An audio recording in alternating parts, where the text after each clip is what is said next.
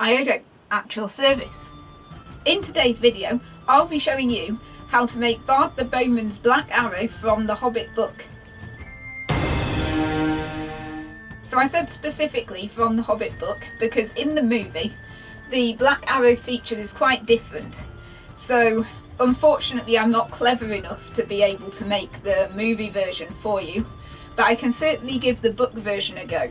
And just as a little distraction here, I don't know what you guys think, but I honestly think that the black arrow was possibly one of the biggest movie making mistakes in the Battle of the Five Armies.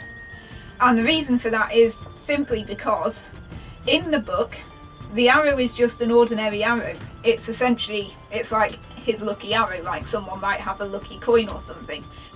It might be a little bit better in quality compared to the rest of his arrows, but as anybody here who knows archery will know, archery is all about consistency. So if it was significantly different, he wouldn't be accurate with it because it's fired from his own longbow. And it's exactly that's why what the movie did annoys me so much. And that's because if you introduce something like the fancy weapon that fired the black arrow, then it's like saying it's that killed the dragon, not Bard's skill as a bowman. Anyway, back to it. So the first thing we'll have to look at in order to make the black arrow as it is in the book is obviously, what does the book say about Bard the Bowman's black arrow? Arrow, said the bowman, black arrow, I have saved you to the last. You have never failed me, and always I have recovered you. I had you from my father, and he from old. If ever you came from the forges of the true king under the mountain, go now and speed well. So other than the fact that the arrow is black, and that he fired it from his great yew bow, which would have been a long bow, probably a war bow or something, we actually don't know anything else. There is a hinted at possibility that it might be a relic from Erebor of old. If the black arrow was made in Erebor, and I'm supposed to be a dwarf of Erebor, maybe all my arrows should be black. I don't know, but anyway. I'll have one black arrow for now because it's more effort than normal arrows like this. So, yeah. All we know is that it's black, so let's make an arrow that's the same as these, that's black, so that I can shoot it just the same as all the rest of my arrows with consistency because it will weigh the same and be made of the same parts and the same wood. And that's about the best that I can do in terms of book accuracy because that's literally all that I know. On thinking about this, now I'm realising that this is basically going to be a video about how to do wood staining because I've already released a video about how to do everything else about arrow making, so never mind. It'll be fun. Here I have my arrow shaft, and as I said before, you already know how to make arrows because I already made a video about how to make arrows, which I'll link. But I will be doing things in a very slightly different order, and there's a reason for that. So this is a shaft. It's already cut to length, but I'll be tapering it. So what I'll do is I'll actually taper both ends at once.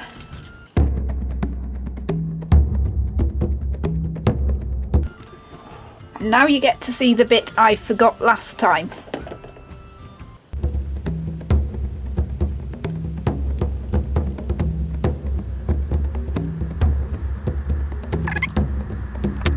So I've literally just very gently run the knife over the surface just to make it a little bit more rough for the glue to stick. And that's where I'm going to stop.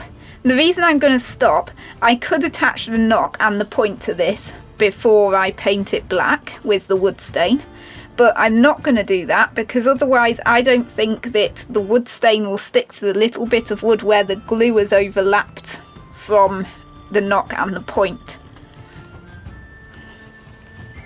So I think that it'll look better and there'll be less gaps in the stain if I stain it first and just go over the end of that a bit so that the end of the stain is overlapped by the knock and the point.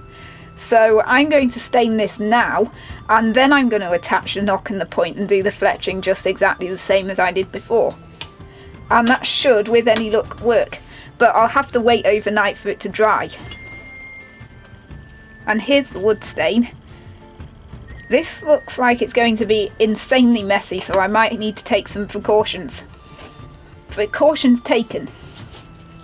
This is just a random bottle of black wood stain that I bought, and I'm hoping it will work. It says it can be applied by cloth, brush, spray or dipping, so I guess that just means I can do whatever I want. Let's see. That's the only brush I can find at the moment, and it looks a bit small, but we'll see.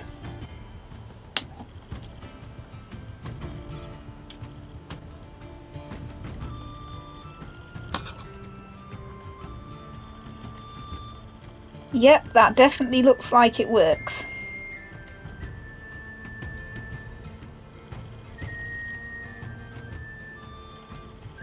I'll try to get it as even as possible. And I don't want to interfere too much with the glue on the knocks and the points, so what I'm going to do is I'm going to overlap the bit which is covered up by the points, but I'm not going to go all the way to the end. So, if I get the point and I put it on there, so long as it goes past the end of the stain, that's okay, because you won't be able to see any unstained wood. But then there'll still be glue attaching straight onto wood where there isn't stain. I'm pretty sure it wouldn't make any actual difference to how well the glue sticks, but I don't want to take any chances.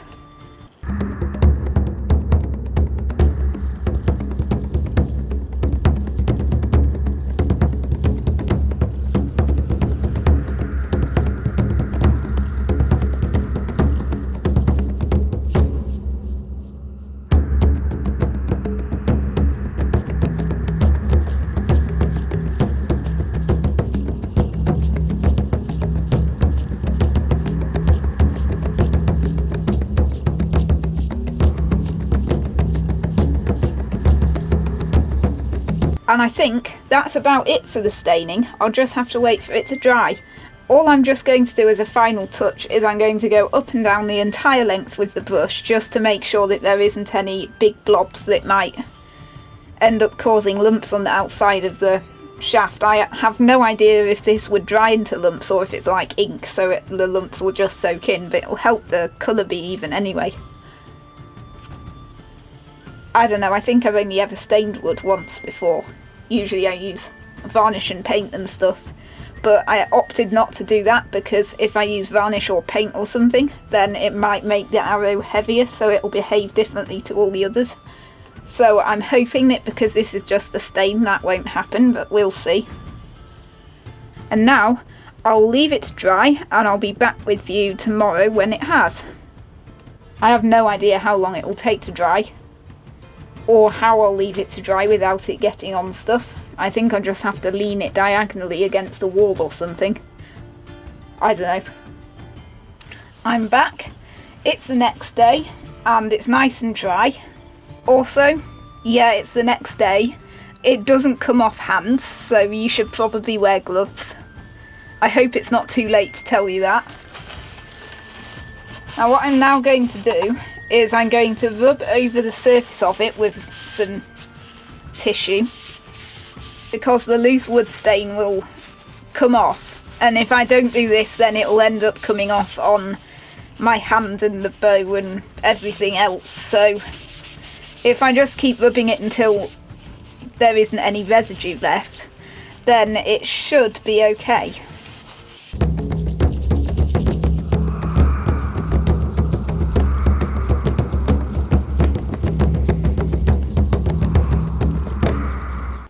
That should be completely fine now. It is literally exactly the same as when you've just dyed leather and then you have to rub it over with a cloth to buff off any loose dye, because otherwise it'll just end up being messy. Now what's interesting is this has actually ended up shiny even though it's just a wood stain, and it shouldn't actually have any different finish to the wood did originally. So I don't know why that's happened, but it's kind of nice. So next thing I'm going to do is I'm going to put the point and the knock on the arrow, exactly the same as I did in the last video. So I won't tell you how to do that.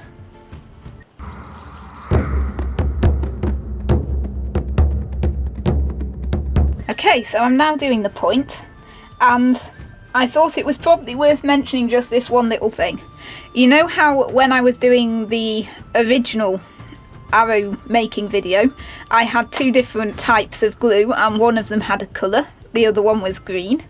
I'm going to be using the clear sort for this because if I use the one with the colour then you'll be able to see the colour in between the point and the black and it will spoil the completely black arrow effect.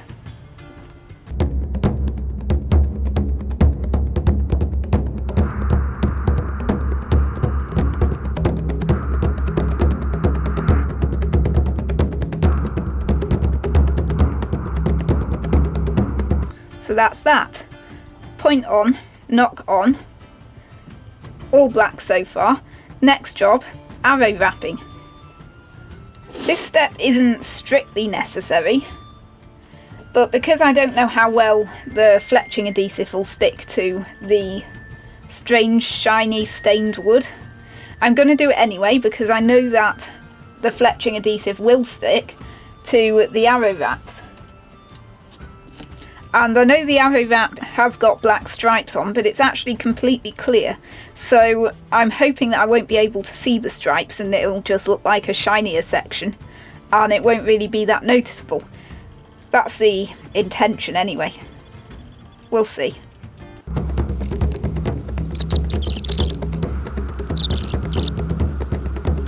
You can see the black stripes a little bit, but I'll probably get away with that. I mean, once there are fletchings on there, they won't be very visible. So now I just have to fletch the arrow.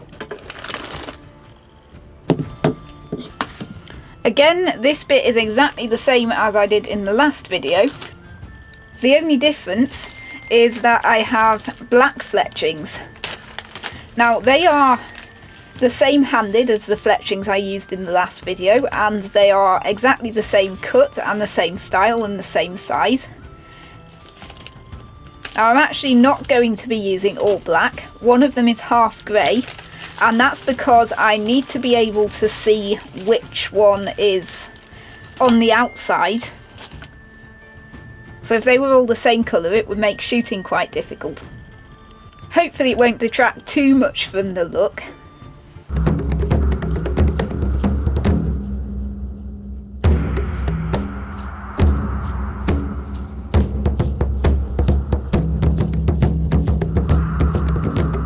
Now there's only one thing left to do. I know this isn't black, but I haven't got an alternative, so it'll just have to not be black, like the grey bit on the fletching. I had quite a lot of questions in the previous arrow making tutorial about how I actually attached the sinew onto the arrow shaft. Now I don't know if you saw just then, but all I did was basically wrap one loose loop and then feed it through and pull it tight. And then I'll pull it tighter with pliers. There is no glue or adhesive used. What this relies on is the fact that this is artificial sinew and it's coated in wax, which means that it's sticky. So it literally just stays done up. If it ever comes undone, I guess I can just replace it because it's quite cheap. And it's quite easy to replace.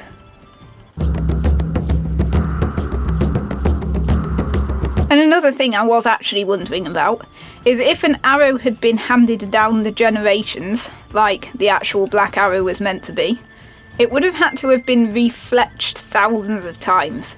So like the actual arrow shaft and arrow point would basically have been the only things that would have stayed. So the entire actual black arrow that Bard had can't have been made in Erebor because honestly, arrows are actually quite fragile, especially if you're using them in a combat situation. I mean, I break enough just shooting at a target. So, yeah, it would have had to have been repaired quite a lot of times. Just a thought. And now you know how to make a black arrow. And you also know how to wood stain arrow shafts. So, that was reasonably successful. I doubt this will be any more accurate than the rest of my arrows because it is of course made of exactly the same parts and components and wood and glue and whatever else. But we can always go down to the range and find out, just for a bit of fun. So thank you so much for watching, and I'll see you in the next video.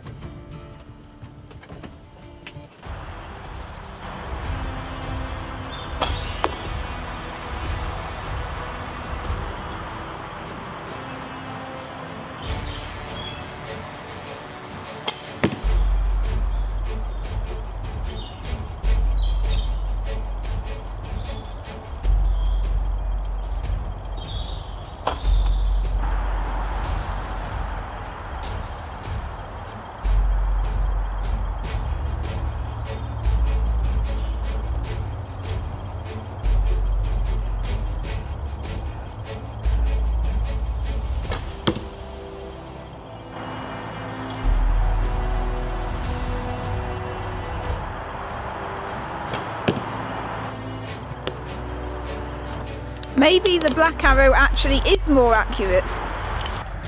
If you see what happened there.